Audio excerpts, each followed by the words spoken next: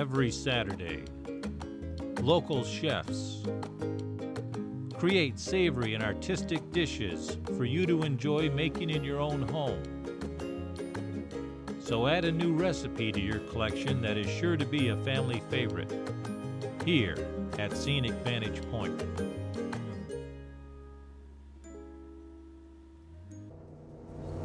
Welcome to What's Cooking at the Market. I'm at Vantage Point in downtown Port Huron. I'm Denise Stanklaw from Port Huron Hospital, and I'm here today with Chef Neil from Pompeii's Pizza and Italian Eatery. And our first recipe is going to be spicy chicken and artichoke Toscana. Welcome, Neil. Thank you. Let's start by talking about the ingredients for this recipe. Okay. Well, we're using a fresh chicken breast today. We have a blend of Cajun spices with some flour, fresh Spanish onions, capers, artichoke quarters, and a little bit of crushed red pepper. And we're doing a penne pasta with that today. Let's talk about the difference between a Spanish onion and any other onion.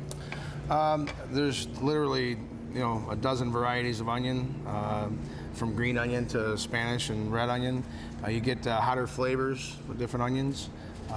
I just believe this is the most generally used onion, so it's in most of your recipes that you'd have. And red onion gets a little hotter, a little more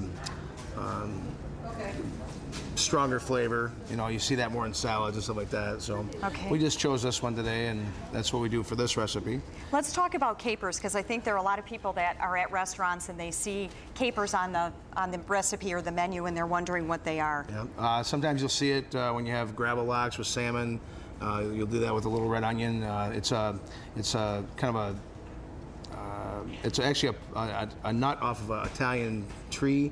It's like a seed off of a pine tree in Italy, I believe. And it's got a little tart flavor, a touch salty, but it gives a nice accent to different things you do with it. And they're typically put in a brine in a bottle, like you would find in the pickle area of your grocery store. Exactly. And we actually use this on one of our pizzas. It's called the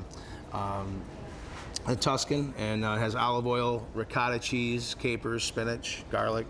So it's people, once they eat it, they love it. But it's a little unique to get to that point to try and eat it. So. Absolutely, and then you're going to put some artichokes in there too. These are quartered artichokes, and we use those a lot at the restaurant. And that should be we have a heavy cream that kind of brings it all together, and you get a little spiciness in the sauce, and it'll be good. I was looking at the recipe because we're always thinking about eating healthy, and frankly, it does have a little bit of heavy cream, but really not that much. So what you're going to get in your portion is fairly small. So this is a relatively healthy meal. Sure, and you could probably substitute with a half and half or a milk if you want to do it. It'll change the consistency a little bit, but if you're conscious with that, then you could do that. But you'd still get the flavor. Yeah, and the flour's got a touch of you're using flour, so you could not bread that at home and just use the Cajun spice to get the heat. But it's not a really hot dish. It's a lighter. It's not like a blackened heat. It's got the flour mix in, so it does kind of calm it down a little bit. So did you mix this yourself, or does it come that way? No, we make this at the restaurant. Okay. Yeah, we do about 8 spices in our Cajun mix, and then we do a little bit of flour with that, and it's one of the recipes you can't give out. Yeah, that's right. Something unique to Pompeii you're going to want to check out. Yeah. So how do we get started? We're going to do a little bit of a butter substitute. Healthy right off the start. Yeah, right. That's right. While we're doing this, let's talk a little bit about Pompeii's. How long has Pompeii's been open? We bought that we opened in November of 2002, so we'll be there 9 years this November. We did an addition in 2004. So we have 97 seats now. We got 2 rooms, each have about 50 seats. We have a full bar. We do catering out of the restaurant. I was so surprised to hear the catering option. That is awesome. Yeah, we do the full Italian menu. We do hand-tossed pizzas. You can actually come in and you can see the guys tossing the pizzas and stuff, and so it's kind of nice. It's cooked on stone ovens, so it's a great crust, and people really love, say we got an awesome pizza. Homemade meatballs. Everything's as homemade as possible. We try to do it like if you were doing it at home, and I don't have Nan on the back making tortellinis But and that kind of close, stuff. huh? Close? We use a good Italian import, and it's good stuff. So. Well, Neil is a famous chef. You probably don't know this, but he has his very own bobblehead. And my opinion is, once you get a bobblehead, you're famous. So we're here with a very famous chef. All right. So we'll get our pans hot so we can start going Great. here. Now this is, it looks like a thin sliced chicken. Yeah, this is actually, we you know, obviously do bulk chicken. This is the wrong one. But we do chicken breast, and it's we clean them and pound them, so it gets a little more tender than you're going to do if you just use it A regular. regular. Yeah. It cooks faster too if it's thinner, correct? Correct. Yes. So, and it's, you know, you should be able to eat it with a fork. So it's, that's great. Cut it up with a I fork. have a fork, and I'm looking forward to it. So. Right. Now we got the right ones. So. Okay, great. So we're taking our thin sliced chicken. We're gonna dredge it through this great Cajun and flour mixture here. Just a couple times back and forth, get a good coating on it. Now, you didn't dip that chicken in anything? No, this is just the moisture of the chicken. That's all you need. Great. If you're doing like a Parmesan or something, then you egg wash it. Okay. But we're not doing that here. Okay. And your pan's a little preheated, so you're going to get a little heat with that. Right. Bring that bucket over, Deb. And we're going to put in a little bit of onion. Okay. So, yeah, thanks. I always like the professional chefs. They never have to measure anything. Have you noticed that at home? Like, I have to have a recipe that tells me every single ingredient and how much. So you guys just know, don't you? Well, it's really trial and error. I mean, you know, there's a lot of things on the menu at the restaurant. We just go in the back kitchen and start throwing stuff together. This dish actually, I got kind of tired of eating the same food, so I made it up one time. I was down at my desk eating, and I was like, oh, it's pretty good. So we kind of tweaked it and threw it on the menu. So then you kind of, when you taste it, you decide, well, that had a little bit too much of this or a little too much of that, and you just work with it. Yeah, and we have there's a couple of dishes where I've actually asked the customers. I go out and give out some samples, and how do you like this? You know, what do you think of that? And you know, what does it need?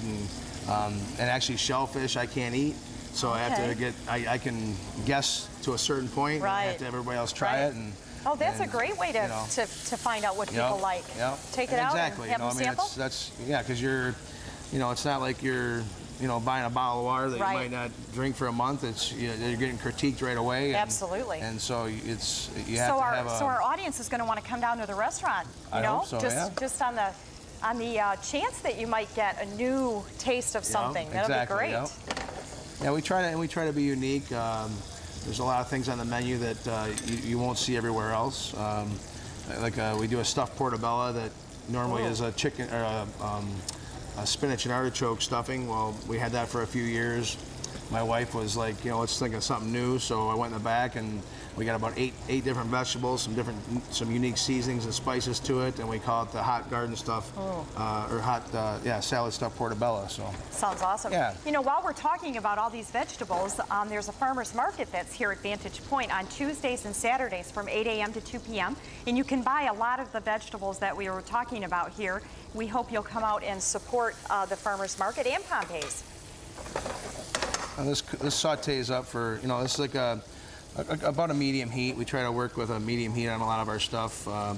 Just if you use a pre-cooked pan, you're not going to really have a sticking problem, and you don't want to burn. Right. If it cooks too quick on the outside, it'll be raw in the middle. So. And how are we going to know when it's done, Neil? Well. You'll know, but how would I know? I mean, you can kind of cheat and just cut into your chicken. Okay. But, we don't want to cheat. Yeah. But if you go like about 3 or 4 minutes aside, it's that's usually about right. Okay, good. And you know, we get a nice color. It's looking yummy. And once we do a flip, we can put in about half a dozen artichokes. My personal favorite.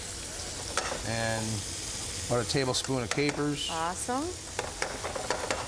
And we're going to use some Roma tomato. Awesome. We use these at the restaurant.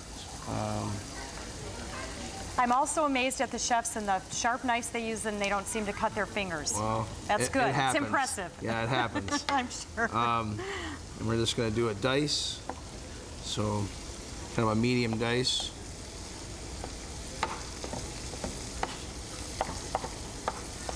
Is there a special timing that you have? I noticed the chicken went in first.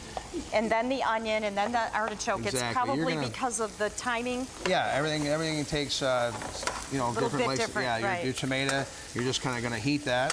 Okay. So that's going to go in last. We do, yeah, your chickens first, the capers. The onion you want it to kind of flavor, to kind of cook in a little bit. Right. The So- great thing is, for our audience today, everyone's going to get a sample of this awesome looking meal, and also a recipe card before you leave. The recipes are also going to be available on PortHuronHospital.org or downtownporthuron.org, and you'll be able to watch the show on YouTube for the next week or so. So if you have friends who weren't here and want to see it, please let them know. And now we've let this cook about a minute and a half. We're going to add some heavy cream. And like you say, it's just a couple ounces. so- Absolutely. And you could substitute if you wanted to Correct. make it a little bit healthier. And we're going to increase the heat, which is going to start. Why are we? Well, with heavy cream, you want to have a more of kind of a boiling point. Oh, okay. And that's going to be a reduction. And it does what they look call like that. it's boiling, doesn't Yep. it? Yes. And we're going to add our pasta. Okay. Neil, this is looking more yummy by the minute. Good. And just a pinch A pinch. of crushed red. That's chef talk, a pinch. Yeah. And you want to get that right into the sauce. And we don't let the crushed red on this dish cook in too long, just because it's just spicy. It's not real hot. Okay. So That's also a chef trick, when they can flip that stuff in the pan and not get it all over. Yeah. That's impressive always. that's why you can't see her feet, right? That's right. And yeah, another minute, that'll be ready to go. That's exciting. And we just need one of our bowls, if you could.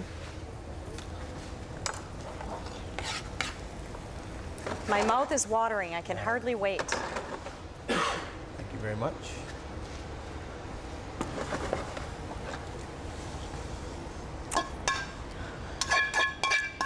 This concludes our first segment. In our second segment, Neil is going to make a shrimp primavera. Right now, I'm going to sample this, so don't go away. We'll be back in a few.